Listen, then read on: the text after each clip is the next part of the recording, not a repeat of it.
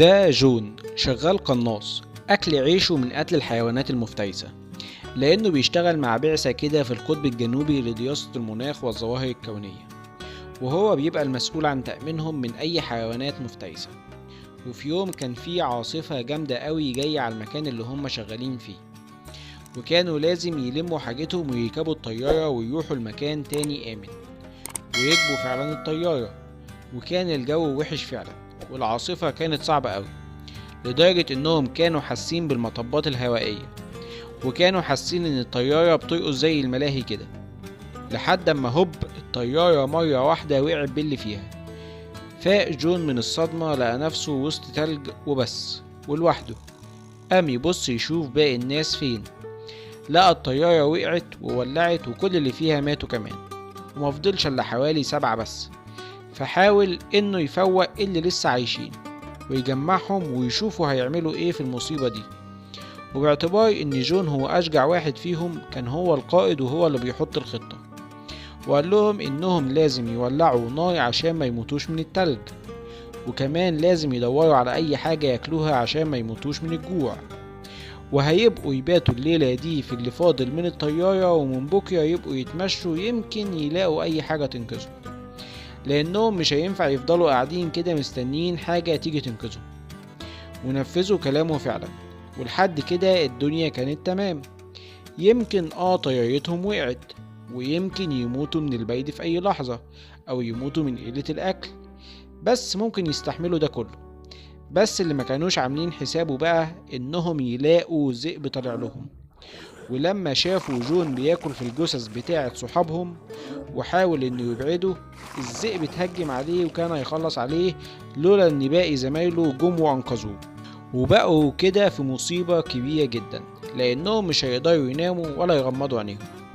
وجون قال لهم لو ذئب واحد عادي ممكن نخلص عليه، او ممكن يخاف من النار اللي هنولعها، بس المشكلة ان لو الطيارة وقعت في الوقر بتاع الذئاب محدش فينا هيطلع حي، لانهم هيخلصوا علينا واحد ورا التاني ومش هيهمهم لا نار ولا غيره.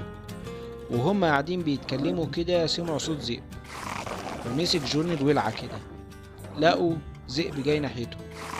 فجون قال لهم اوعى حد يتحرك، وكانوا فاكرينه واحد لوحده. هوب لقوا حوالي 10 حواليهم، بس كلهم اتسمروا في مكانهم وسمعوا كلام جون. فالذئاب سابتهم ومشيت، واتفقوا انهم لازم يعملوا نوبات حراسة لحد اما الصبح يطلع عليهم. ونفذوا الكلام ده، واول واحد بدأ كان جون، وبعد كده قام مصحي واحد تاني ياخد مكانه. ولما صحيوا من النوم لقوا النار اتطفت والذئاب كلت صاحبهم اللي كان بيحرسهم. فجون قال لهم احنا لازم نمشي من هنا، يمكن نقدر نبعد عن وقرهم، ولازم نلم محافظ كل الناس اللي ماتت دي عشان اهاليهم. وكلهم وافقوا على كلامه ما عدا واحد منهم بس اسمه سيد، دايما كان معترض على كل حاجة، بس ما كانش قدامه حل تاني لانهم كلهم مشوا مع جون فمشي معاهم. وهم ماشيين بقى في التلج، والجو صعب جدا والتلج كتير ورجليهم بتغيس كمان فيه، فالمشي فيه بيبقى بصعوبة جدا. وكان في واحد ماشي في الاخر ورجله كانت متعورة، وهم كانوا سابقينه بحبة كده. هوب قامت الذئاب جت هجمت عليه وخلصت عليه قبل زمايله ما يلحقوا، وما يديوش يعملوا له اي حاجة، ويادوبك خدوا محفظته وكملوا طريقهم. ولقوا اشجار قدامهم، قالوا يمكن هناك نبعد عن الواقي بتاع الذئاب. وكان الليل بدأ يليل عليهم، وسمعوا صوت الذئاب، وطلعت الذئاب تجري وراهم، وكلهم قعدوا يجروا ويحتموا في الاشجار، وبسرعة قاموا ولعوا نار عشان يبعدوا الذئاب عنهم. وجون قال لهم لازم نعمل أسلحة ندافع بيها عن نفسنا. وقاموا جابوا فروع الشجر وقعدوا يقشروها كده عشان تبقى عاملة زي السن. وجون قال لهم يحطوا فوق كل سن طلقة خيطوش، ويولعوا السن بالنار لو هجم عليهم أي ذئب. وكله سمع كلام جون ما عدا الواد اللي اسمه سيد، اللي ما كانش عاجبه كلام جون، وقال له انت مين اللي قالك انك انت القائد وانت اللي تقول نعمل ايه وما نعملش ايه؟ ولولاك اصلا ما كانش حصل لنا اللي حصل، ما كنا فضلنا عند الطيارة زي ما احنا، يمكن كان اي حد جه يلحقنا. وبدأ يعلي في صوته وعايز يضرب جون كمان. هوب قام جون مسكه ووقعه، وكان لسه هيكمل ضرب فيه. جون لقى ذئب واقف بيبص عليهم، وكان قاعد بيبص لسيد، وسيد كان هيموت من الخوف. وعرف ساعتها ان الله حق، ومبقاش يفتح بقه مع جون تاني. ومشي الذئب وقعدوا حوالين النار يتكلموا، هوب جه ذئب من ورا سيد مرة واحدة وقعد يعض في هدومه، لحد ما باقي زمايله انقذوه وقدروا انهم يخلصوا على الذئب ده، وقاموا ولعوا نار وشووا الذئب ده عشان ياكلوه. ما هم يعملوا ايه؟ مفيش اي اكل ياكلوه. بس سيد اتجنن وما كانش مصدق انه كان هيموت من ثانيتين، وقام قطع راس الذئب ده وقعد يعوي زي الذئاب، وقام حدف لهم راس الذئب اللي قتلوه وقال لهم لو فيكوا راجل يطلع لي. فباقي الذئاب بقت تزوم عليهم وكأنهم عايزين ينتقموا منهم عشان قتلوا ذئب منهم. فجون قال لهم لازم نمشي من هنا بسرعة، دول مجانين وممكن يهجموا علينا في أي وقت. وفعلا مشوا من المكان ده واتنقلوا مكان تاني، وولعوا نار وقعدوا يتكلموا حواليها يمكن ينسوا اللي هم فيه ده. والصبح كان فيه عاصفة جامدة جدا، لدرجة ان واحد منهم مقدرش يستحمل التلج ولا البرد ولا الذئاب ولا الخوف من انه يتاكل، فمات وهو نايم.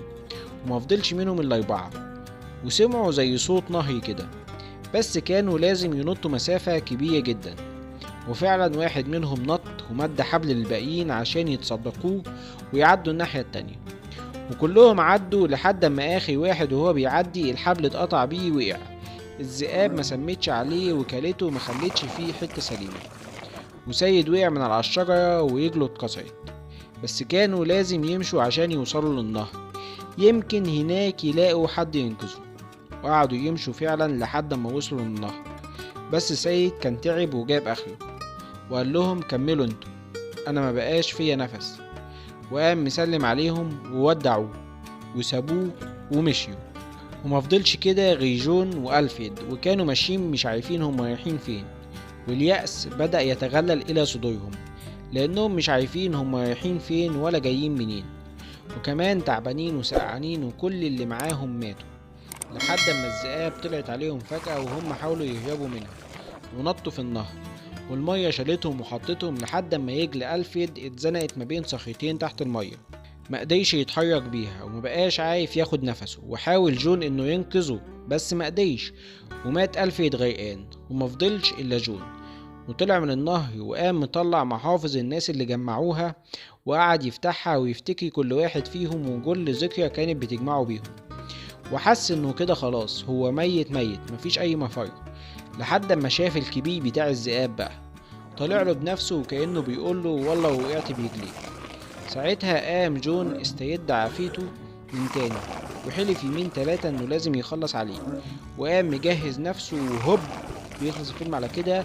فلو عجبك الفيديو منساش تعمل لايك وشير وسبسكرايب وتعمل كومنت عشان اكمل، ولو ما عجبكش الفيديو منساش تعمل ديسلايك وشير وسبسكرايب برضه بس تعمل كومنت عشان ابطل.